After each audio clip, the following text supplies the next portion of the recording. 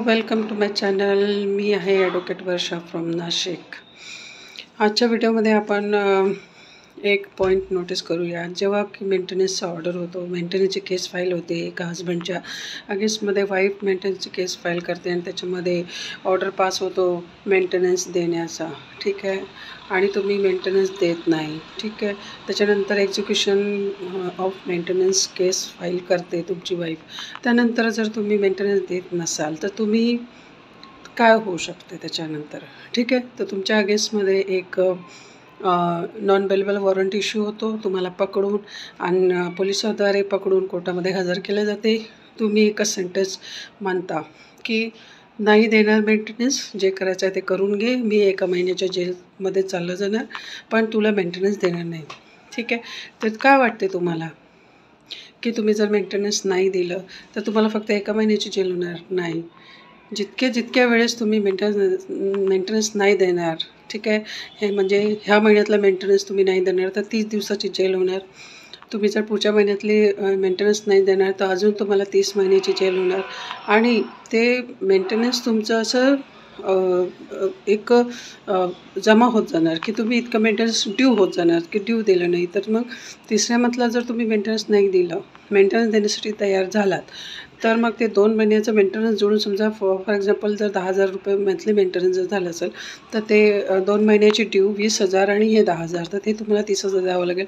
नाही दिलं तर पुन्हा तुम्हाला जेलमध्ये जावं लागणार.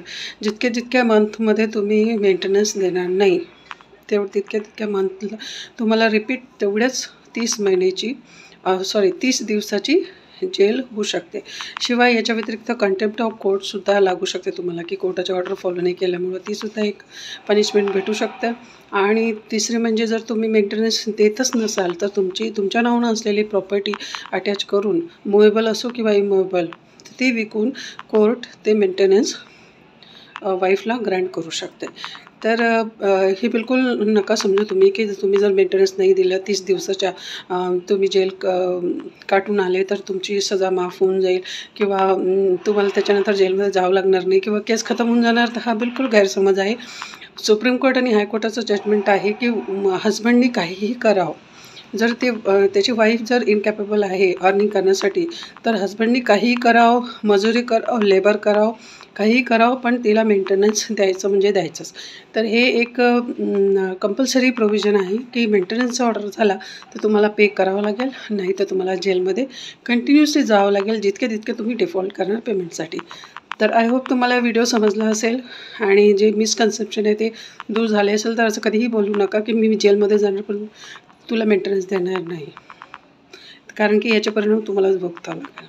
कसा माझा व्हिडिओ आवडला असेल तर नक्कीच चॅनलला सबस्क्राईब करा आणि भेटूया नेक्स्ट व्हिडिओमध्ये. अगर तुमची काही लिगल समस्या असेल तर तुम्ही